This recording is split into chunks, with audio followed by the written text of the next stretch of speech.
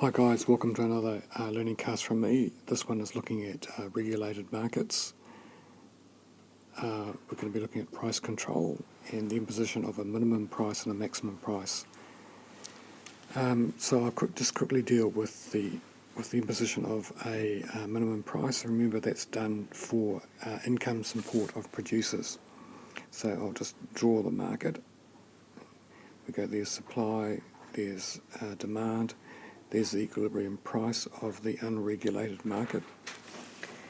And so what producers say to the government, look, we can't earn a living from the prices that we're getting, please help us. If you don't help us, we won't vote for you. So the government will decide may decide to put in a minimum price. There it is there. And so what have we got? We've got that's the quantity that's going to be supplied, that's going to be the quantity demanded. Why? Well, that line is going to walk suppliers up the supply curve and is going to walk consumers up the demand curve. The price going up is good for one group and the price going up is not so good for another group. Right, so we've got a surplus because the quantity supplied is greater than the quantity demanded. And so we call that the surplus. There are all sorts of issues associated with a surplus. How do you dispose of it? So we've got disposal issues. Just quickly too, just a bit of a theme for me. Look, I'm not going to examine it, but this area here that I'm highlighting represents the deadweight loss. That's the benefit that disappears from the market because consumers can only afford to demand this quantity QD. In reality, they're happy with this quantity QE. And so we call this disappearing benefit, we call it the deadweight loss. It just means that the economic surplus is reduced, therefore a regulated market is less efficient than an unregulated market. Okay, I'm leaving it there because I want to make sure I get all this done within 15 minutes. Okay.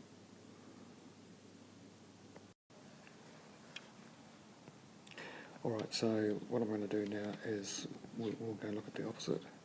We'll go and look at the imposition of a maximum price.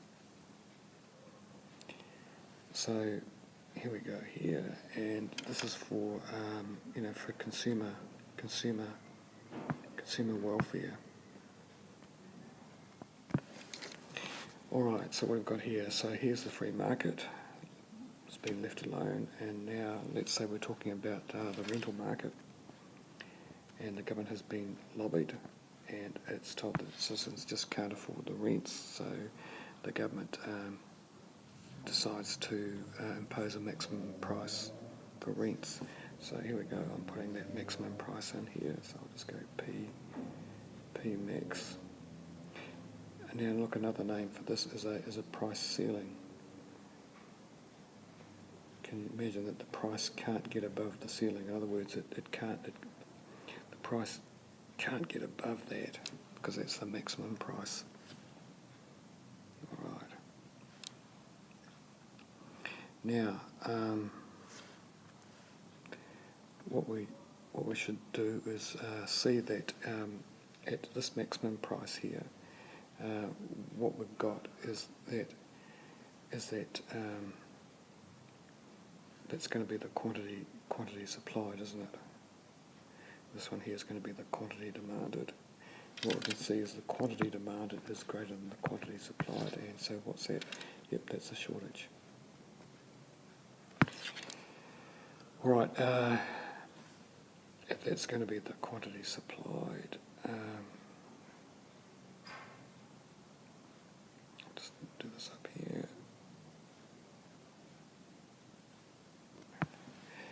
This area here that I'm just going to identify for you is going to represent the loss of economic surplus, and again we call it the deadweight losses, benefit that disappears because we're supplying lesser quantity of rental accommodation than what is desired. Alright, so it just means that there's a loss of economic surplus, and therefore economic efficiency of the regulated market is less than that of the free market. But look, that's getting very technical, and I don't want to get into that. So all I want you to know is that generally price control, price regulation, just really causes a tangled web of winners and losers, and so that's probably what I want to investigate, because it's more humanising, if you like. So let's just turn the page and do our diagram again. Alright, so what we're doing is maximum price control, and we're looking at, say, the rental market for 3-bedroom homes. Right, and we're just going to explore some of the winners and losers. So here's the equilibrium price, there's the equilibrium price, there's the equilibrium price, there's the equilibrium quantity. So here's the maximum price going in, P max. Okay. Alright, now, so that's going to be the quantity supplied. That's right, that's going to be the quantity demanded. Alright, so I'll put a 0 in here. Now, let's look at this. Look, this distance from Q to QS represents the shortage that's been created by a reduction in supply, because remember, with that price being imposed, suppliers have been walked down their supply curve.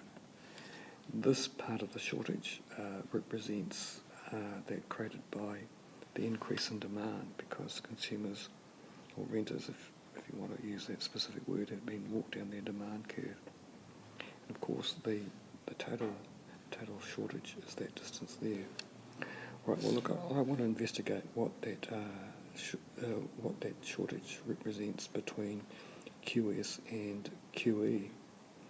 So, if you look at it from the supply side, it represents displaced landlords, doesn't it?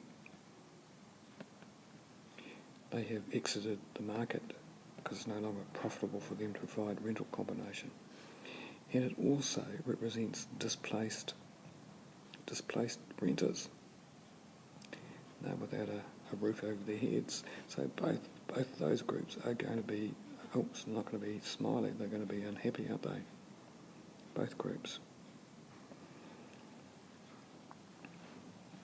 Well, just carrying on with that argument. Just reduce that down a little bit. Just reduce that. Okay, just creating a bit of space back into it. All right. So, what about that distance from the origin to QS? What does that represent? Well, that, if you like, represents the residual landlords, or remaining landlords is maybe a better word. And it also represents the residual renters. Now look, both of these groups are going to be happy, aren't they? Well, you can see why the renters are going to be happy. They are now paying a lower rent while still having a roof over their head, and the landlords are still holding on to their best investment opportunities. All right, and just for the sake of completeness, let's have a look at that distance QE to QD. What does that represent? Well, it represents prospective renters, because we've now got people looking for rental properties. Now, they're probably going to start out happy, aren't they? But then they're going to find that they really can't find a property to rent at that price, so they're going to go from being happy to being unhappy. All right. So these are this is represents the sort of traditional presentation of the winners and losers, if you like. But regulation causes just this real widespread tangled web of gainers and losers. In fact, I think it creates what I call economic muddle.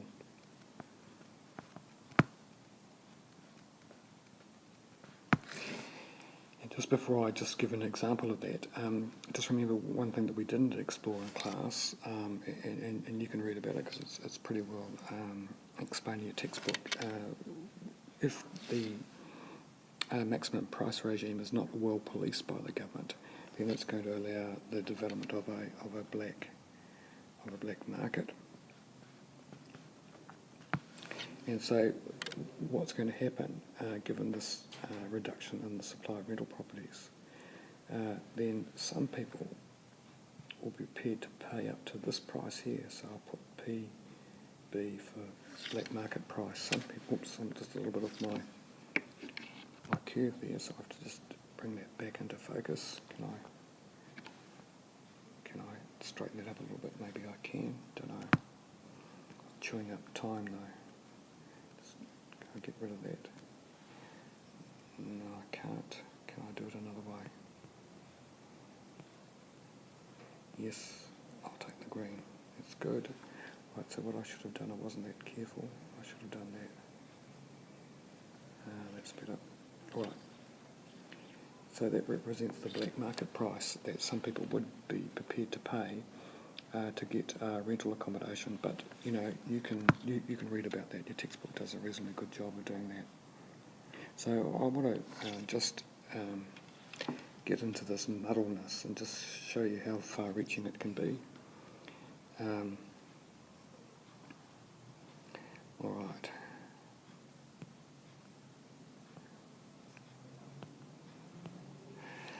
All right. Okay. So let's go. All right. So I'm interested in the displaced renters. Okay. So where do they go? Well, I suppose they double bunk, don't they? Families double up in homes.